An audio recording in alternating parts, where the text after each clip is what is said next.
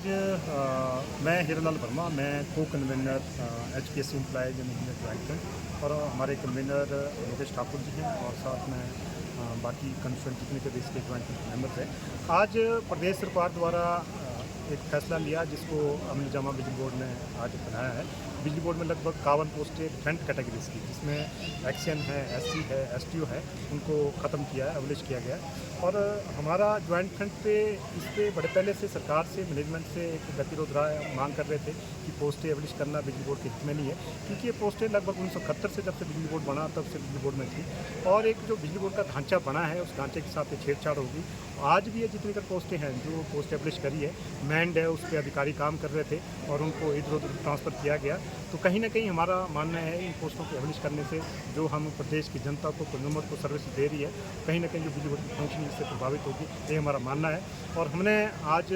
Notice भी दिया management को और माननीय मुख्यमंत्री, प्रदेश के माननीय मुख्यमंत्री से मांग भी करना चाहेंगे जो इस सरकार ने, सब कमेटी ने फैसला लिया उसको पुनर्विचार किया जाए और जो पोस्टें बिजली बोर्ड में एब्लिश की गई उनको बहाल किया जाए, क्यों कहीं ना कहीं इससे बिजली बोर्ड की फंक्शनिंग प्रभावित होगी। हमारा तो इस पर मानना है क्योंकि जो सब कमेटी सरकार में बनी है और सब कमेटी हमने 2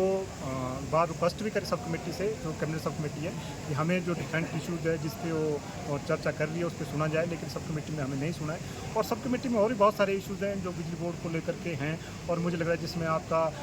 बिजली बोर्ड को ट्राइफिकेशन करने की बात कर रहे हैं या बिजली बोर्ड की और पोस्ट एब्लिश करने की बात कर रहे हैं और भी बहुत सारे मुद्दे हैं जिन पे, जैसे आउटसोर्स पे कर्मचारी बिजली बोर्ड में उनको बाहर भेजने की बात कर रहे हैं। ऐसे बहुत सारे मुद्दे हैं जिसको लेकर के हमने सब कमेटी को कहा था कि हमें सुना जाए और हमारा पक्ष सुना जाए, लेकिन उन्होंने हमारा पक्ष नहीं लिया। इस करके जो कर्मचारी हैं वो आपका आउटसोर्स का कर्मचारी हैं, वो आपका इंजीनियर है, अभियंता है, सब में भारी क्रोश है और उस क्रोश के चलते हुए हमने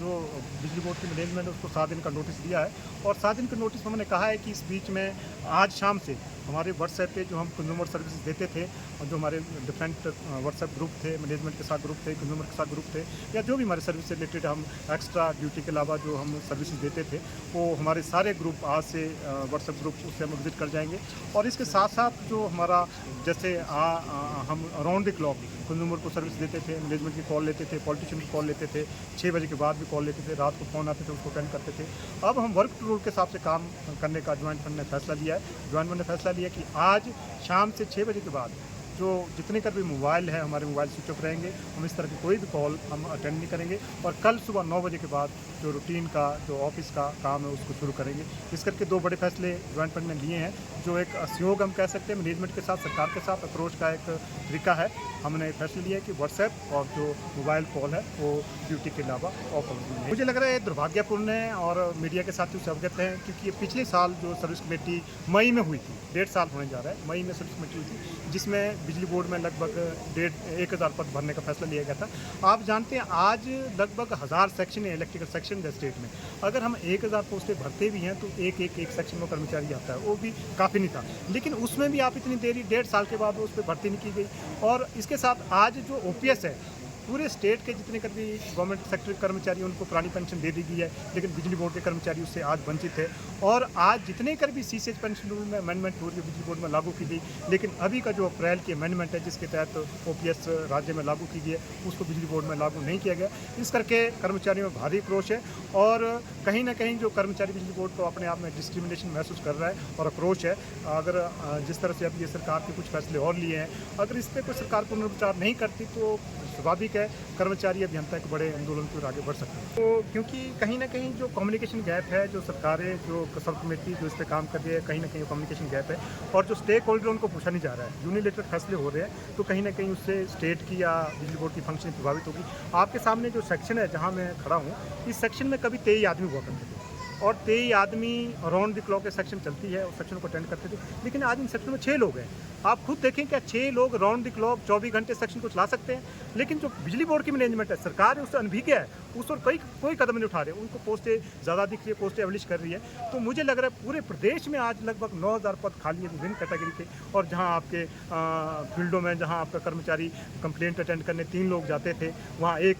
कर्मचारी आज उसको मजबूरन एक आदमी को कंप्लेंट अटेंड करने जाना पड़ रहा है और वो जो हादसे का शिकार हो रहा है, क्योंकि तो पहले ही प्रेशर नाम है, दूसरा जो उसके दो की टीम साथ होनी चाहिए थी, वो अकेले उसको अटेंड करने जा रहा है। तो इस तरह से आज अगर बिजली बोर्ड में 3 साल का पिछला इतिहास देखें, लगभग 42, आप हैरान होंगे, 42 लोगों ने शहादतें दी है। जो लाइन पे काम करते करते शहीद हुए हैं, और इसके अलावा बहुत सारे लोग ऐसे हैं जिनको नॉन फैटल एक्सीडेंट हुए हैं। लेकिन सरकार और मैनेजमेंट की इस पर कोई चिंता नहीं है, उनको पद ज़्यादा दिख रहे हैं, उनको एबलिश करने जा रही है। इस करके कर्मचारियों में भारी आक्रोश है। मुझे नहीं लग रहा है कि जो प्रदेश की जनता है अगर उनको बेहतर सेवाएं देनी है तो आज बिजली बोर्ड में और पद सृजित करने की और भरने की जरूरत है। एबलिश करेंगे तो कहीं ना कहीं जो सर्विस आपकी प्रभावित होगी। स्नो मैनुअल में इस सर्दी में हमारे जो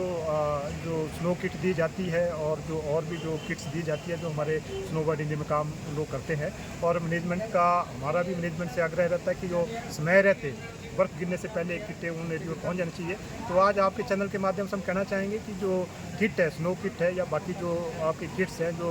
स्नो बॉन्ड में लोग काम करते हैं, उस समय रहते उनको पहुँचा दी जाए ताकि सर्दी में बिजली को सुचारू रूप से चलाने में कोई उनको दिक्कत नहीं हो।